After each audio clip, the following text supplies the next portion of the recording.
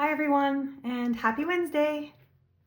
This week I was fully tempted to work on another geologic abstract, but instead I opted to work on a very simple kind of micro landscape, if you will. I want to show you a really cool way to create foliage in a tree using salt. So I decided that was going to be the focus of this week's video. I don't know exactly how long the video will be, but I will skip over the very first part of the process where I work on my background because the focus is going to be everything that happens afterwards. And you'll realize when I show you the background I'm working on that you can work on just about anything. I'm turning what I consider not that great looking of a background, and I am turning it into something that I actually really like. And so I want you to feel encouraged that when you start laying down your paints and you feel like it's not heading in the right direction, when it comes to paint, there's always a way. So the painting process, do not forget, is never finished until you decide it is finished. And so there's all kinds of things we can do to save paintings. It's going to be lots of fun. I hope you'll feel like joining me. Thank you so much for making the time to be here with me today. I really appreciate it. So here we go. My background is dry. I created the background using my Decadent Pies watercolor palette. It's a color palette that I really love. I use it a lot, and I basically created a very sort of messy looking background right now. Darker colors on the bottom, lighter colors on top. And what we're going to focus on is creating the tree. Now, I'm sure you noticed that there's texture in my background that was created using some table salt. Once everything was dry, I brushed off the table salt and I drew in with a simple pencil the silhouette of a tree that I am going to focus on adding color to right now.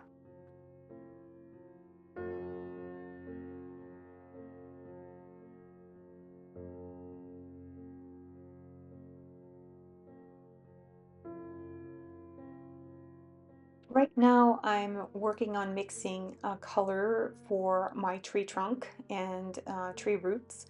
And I'm basically using quite a few of the colors that are in this palette, and I'm blending them all together. And what that's going to end up doing is creating a very dark neutral color that I think will go really well with this background, and also will work well as a trunk for my tree. My only regret at this point, or not really at this point, but later on in the process, because I'm doing the voiceover after having filmed this already, is that I didn't make this my tree trunk and roots a little bit darker. I think there was quite a bit of water in my paint, and for this reason it dried fairly light, and I wish I had made it a bit darker, but again, like I said before, you can always fix things when it comes to painting. Paint is magical that way, and so I will fix this a bit later on in the process.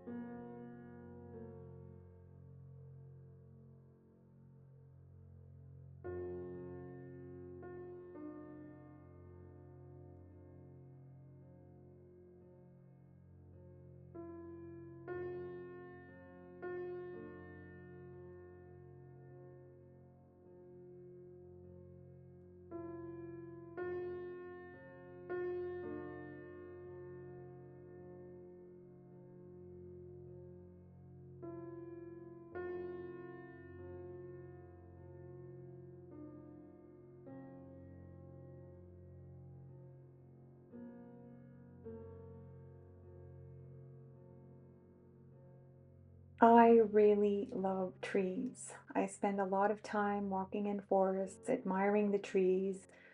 And I often ask myself if there is anything wiser than a tree. They nourish themselves from the darkness within the earth, and they spend their whole entire lives reaching for the light. They bend and sway to the will of the wind, and they allow themselves to break when they're called to do so. Trees know that life doesn't end at that moment. It just continues on in a different way. And they continue to nourish our planet and the animals around us and our environment. They are our ultimate pollution filter. I mean, there's so much we get from trees, and there's just so many reasons to love them and to appreciate them.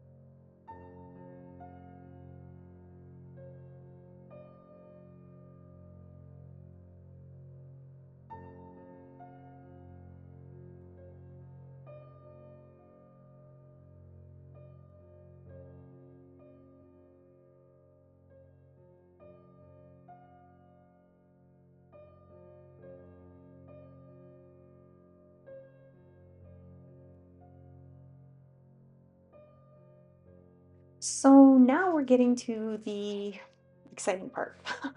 Well, it's exciting for me. I was super happy I discovered this method of adding foliage to my tree. So I'm creating a color for my foliage, and I'm gonna use a round brush, the round brush I have right now in my hands. And I am gonna start adding color to my branches, and I'm gonna be doing it in a very, very simple way and not trying to overcomplicate things. You'll see what I mean.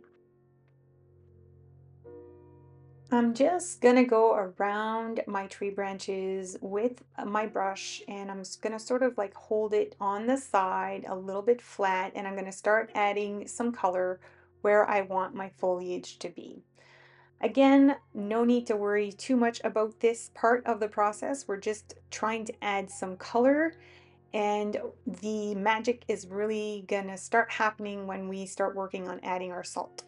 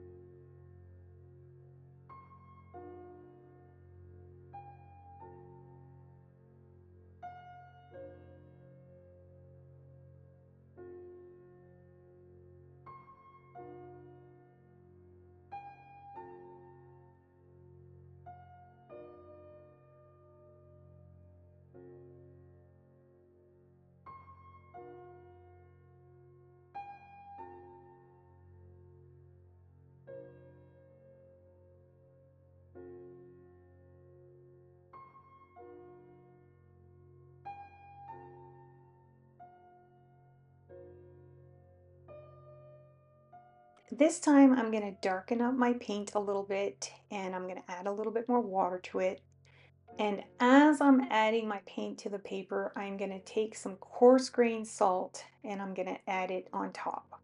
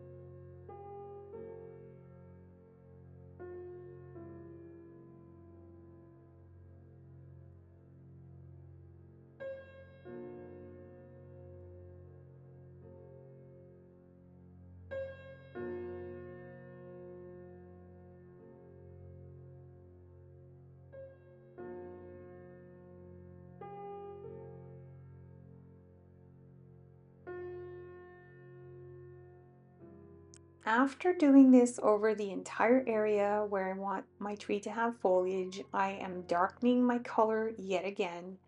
And I'm coming in with my big brush and I'm basically dropping more diluted paint, diluted darker paint over my salt granules.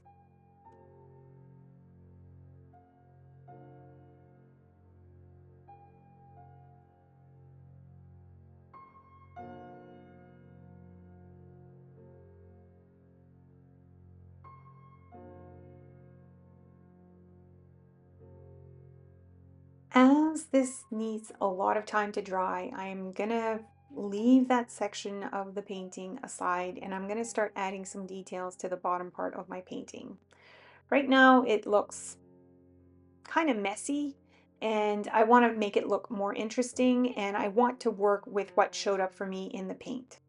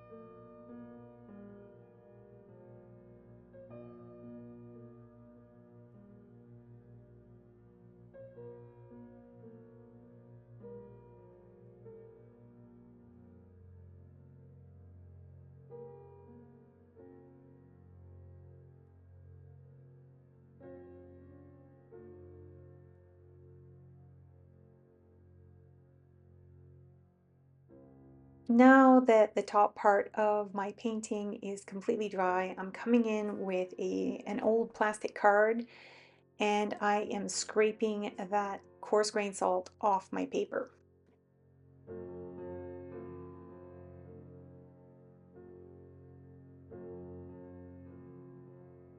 The next thing I'm going to do is repeat that process again because I really love those little marks that the coarse grained salt has left.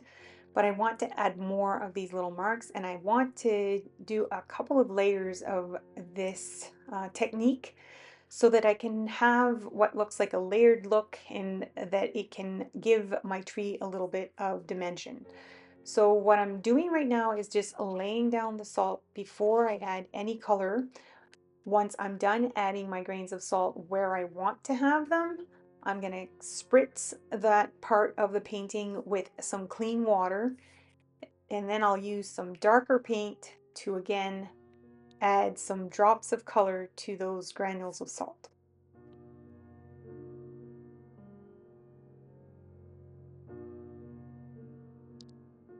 The spritz of water on top of the salt serves two purposes. One, it'll help the salt sort of stick to the paper a little bit better and won't move as much when I'm adding the paint using my brush. And secondly, it wets the paper so that when I drop the paint into the granules of salt, the paint will travel a little bit and sort of disperse into the paper so that it won't leave very crisp edges around each granule of salt.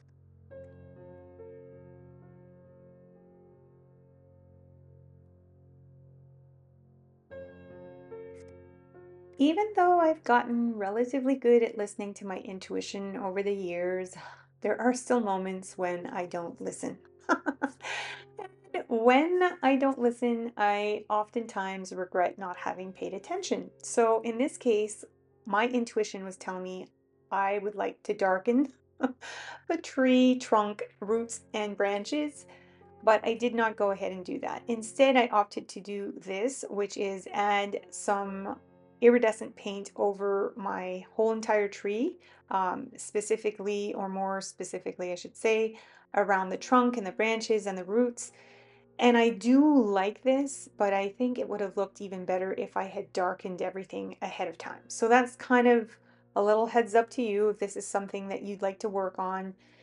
If you haven't really created something like a dark background for like your tree and your roots and your tree trunk and branches, it might be something you'd like to do. Or maybe you just like to leave it as is because maybe you're looking at this and maybe you think that it looks great the way it does.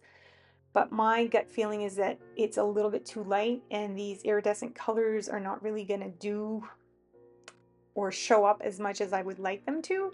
So anyway, I decided to go this way, so I'm just gonna keep doing that. And once I'm done, I will definitely work on darkening the tree, and we'll have to see if I have to do these lines again or what happens.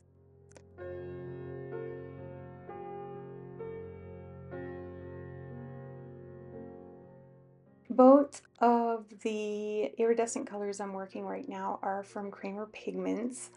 And the first color I worked with was called Ultra Rotile Blue Pearl. And this color is my Tropical Sunrise Magic Green that I love so much. It's been a while since I've painted with them, and I used them once before on another tree that I painted a while back. And I really love the effect that it created when I painted them in different sort of striations over the trunk of my tree. It felt like it added some really cool dimension and a nice punch of color to the bark of my tree.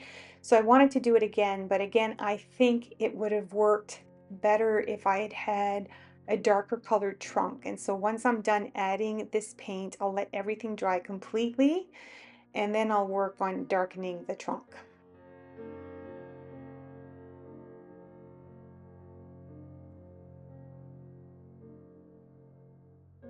While my tree branches, trunk, and roots are in the process of drying, I spritzed the foliage in my tree again with some clean water.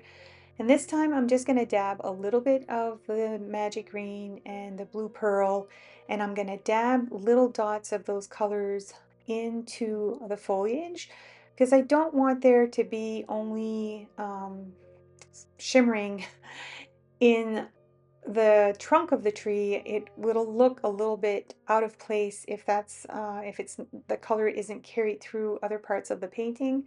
So I've decided to just dab a little bit more of these colors in there.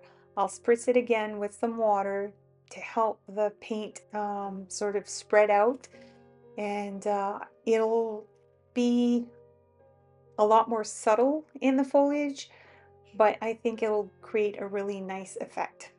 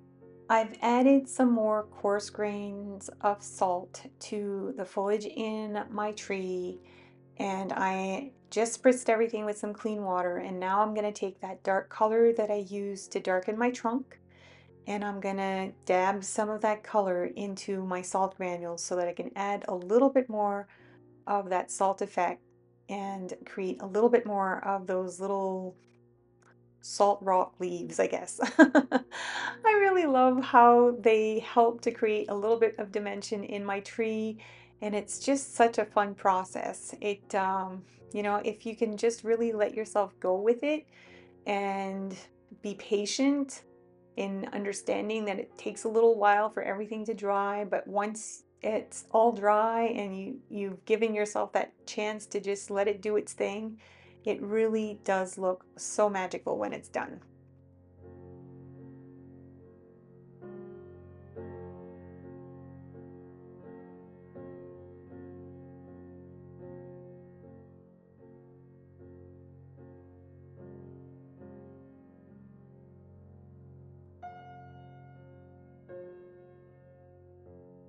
While the salt I added to the top of my painting is drying, I will work on the bottom part of the painting. And what I'll do is add some classical gold just to add a little bit of shimmer in that area of the painting so that everything looks more cohesive.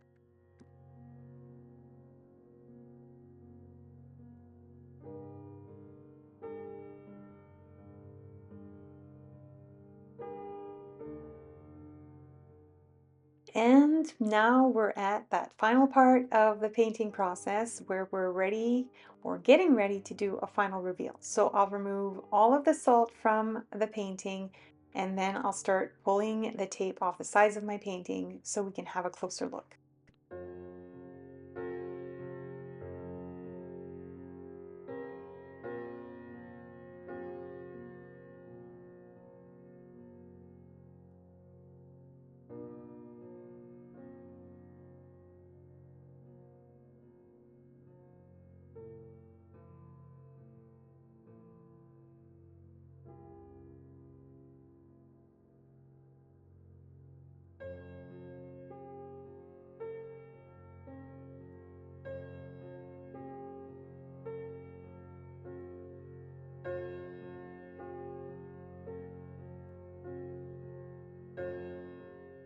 I have but one regret with this painting, and that's that I didn't make it bigger.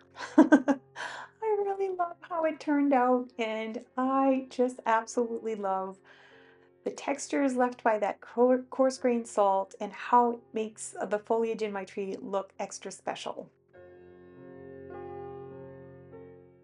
Maybe it's all the shimmery aspects of the trees, or the whimsical nature of the way I decided to paint it, but there really seems to be something very magical about this tree.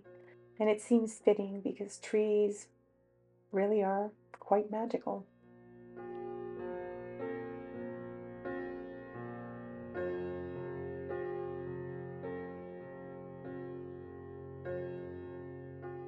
Thank you again for making the time to join me on my creative journey. I hope you have a wonderful week and happy creating, sweet friends!